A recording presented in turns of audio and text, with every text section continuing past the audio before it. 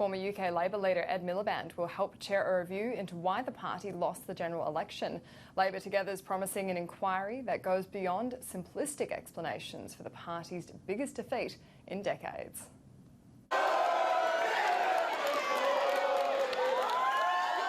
At the heart of Labour, the man who to some has become an icon.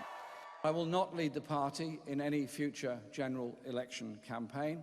But after an election as bruising as this one, the spotlight is on Jeremy Corbyn.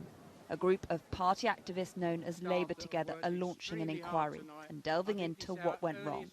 We want to sort of sit outside of that formal process, but bringing together all the different traditions, all the different wings of the Labour Party to try and come to some sort of collective understanding that we hope the new leadership team, as they come into place in spring next year, will take on board. Among those leading the review, the former Labour leader, Ed Miliband, himself defeated by the Tories in 2015.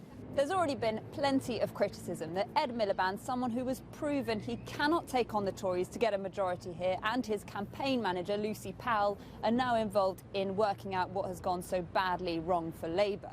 But Labour Together say they'll be taking in a broad range of views from across the party. And one of the first things they'll be doing is speaking to the 59 MPs that lost their seats at the election. Leave seats in Labour heartlands like Workington and Tony Blair's Sedgefield, red since the 1930s. In London, Kensington, a Remain seat was gained by Labour in 2017, only to be lost 2 years later. I think it's probably too early, and I think it's very inward-looking. We should be looking outward. We should be looking at our constituents, the people who actually vote for us, who rely upon us, and find out why it didn't work for them. I think we should be speaking to them and not to each other.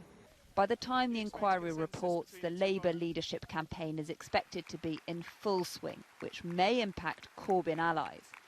In the last couple of years, there has been a certain hostility, sometimes quite an open hostility from the Labour leadership and people around it towards these types of research. But really, they are the best way to listen to what the public are saying. But the Shadow Chancellor, John McDonnell, has endorsed the inquiry, tweeting, "Elections are won and lost by a combination of long-term trends and short-term contingencies.